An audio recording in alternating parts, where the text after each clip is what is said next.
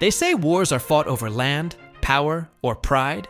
But what if I told you one of the strangest wars in history was waged against a flock of giant birds, and the birds won? Sounds like a joke, right? But this is no meme. It's a true story, and it's one for the ages. Today on Storynado, we're diving into the Great Emu War of 1932, a real-life military campaign launched by the Australian government against a mob of rampaging emus. Spoiler alert, the humans lost. The chaos began in late 1932 in Western Australia. After World War I, the government offered farmland to returning veterans as part of a settlement scheme. But by the early 1930s, the Great Depression had hit hard. Conditions were rough, wheat prices had plummeted, and farmers were already struggling. Enter the emus. Around October and November of 1932, over 20,000 emus began migrating inland after their breeding season, only to discover golden fields of wheat just waiting to be trampled and devoured. To the farmers, it felt like an invasion. Desperate, they turned to the federal government for help.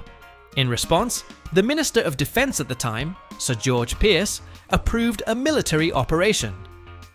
On November 2nd, 1932, Major G.P.W. Meredith of the Royal Australian Artillery led a squad, armed with 2 Lewis machine guns and 10,000 rounds of ammunition. Their mission? Reduce the emu population and protect the crops. What followed was, well, pure slapstick. From the get-go, the emus proved to be elite evasion experts. Their large flocks would scatter in all directions at the sound of gunfire, making them nearly impossible to hit. They ran up to 50 kilometers per hour, or about 30 miles per hour, zigzagged like pro athletes, and seemed immune to bullets. In one infamous moment, the soldiers tried to mount a gun on a truck to chase the birds, only to realize the ride was so bumpy, they couldn't aim.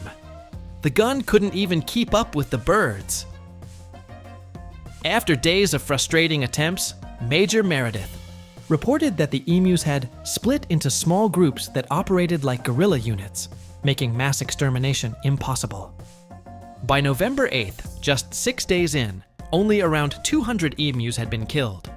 The operation was temporarily halted due to bad press and public mockery. But the war wasn't over. A second attempt began on November 13th, 1932, and lasted through December 10. Despite killing a few hundred more emus, the results were still dismal.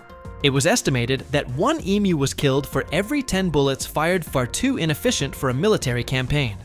When it finally ended in December, the military had spent over a month, fired thousands of rounds, and managed to kill only about 986 emus. Another 2,500 were believed to be injured but escaped. The rest, triumphant. Final verdict, Emus 1, Australia 0. And the lesson? Nature doesn't play by our rules. Throwing military hardware at a wildlife problem might make headlines, but it doesn't always make sense. In the years that followed, the government funded fencing and better land management instead, because birds don't need treaties. They just need wheat. So the next time you're having a rough day, just remember at least you didn't lose a war. To a bunch of 6-foot-tall birds with spaghetti legs and a mission, Australia did. And the emus walked away like feathery legends.